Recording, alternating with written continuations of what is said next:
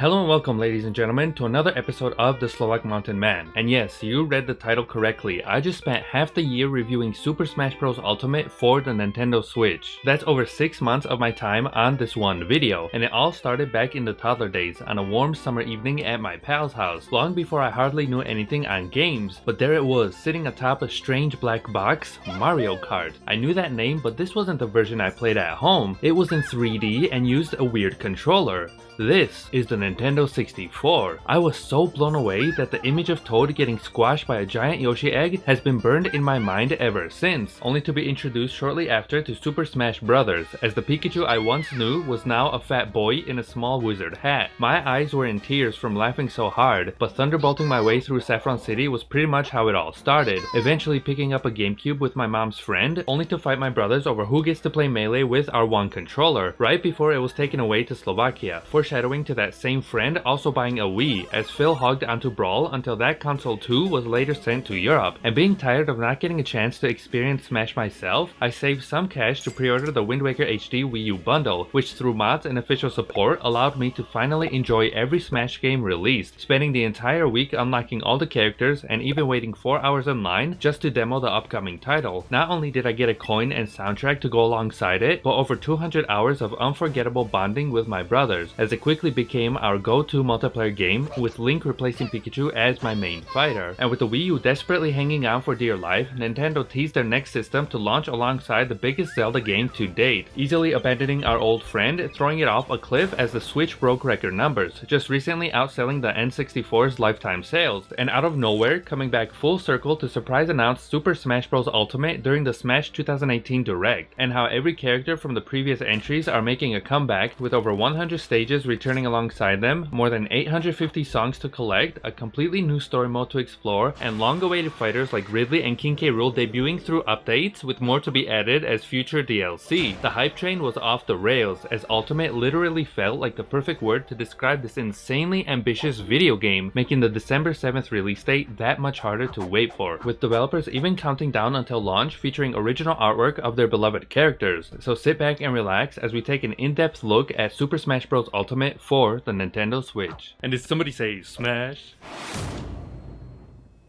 And that's right, ladies and turds, I'm still alive, so do not worry. But with Smash constantly getting new updates, I would have never finished this review had I waited for all of those to be released, officially marking September 7th as 9 months now that I've been working on this one video. With that intro alone taking about 3 weeks to finish, and even more animation sprinkled throughout this review, as I'll be going in great detail about each mode, saving World of Light's story and any spoilers towards the end, starting right off with what brings millions of players worldwide back to this franchise after nearly 20 years, and that is Smash Mode itself, with the main draw being fighting among your friends with some of Nintendo's most well-known characters among a few third-party favorites, in one of gaming's biggest crossovers, as it's easy enough to pick up the controller and play right off the bat, yet offers complex techniques to master through practice, with the goal trying to outlive one another in either a timed, stamina, or stock free-for-all by knocking opponents off screen after raising their life percentage, with time battles ranging upwards of 99 minutes, giving the victory here to anyone with the most points,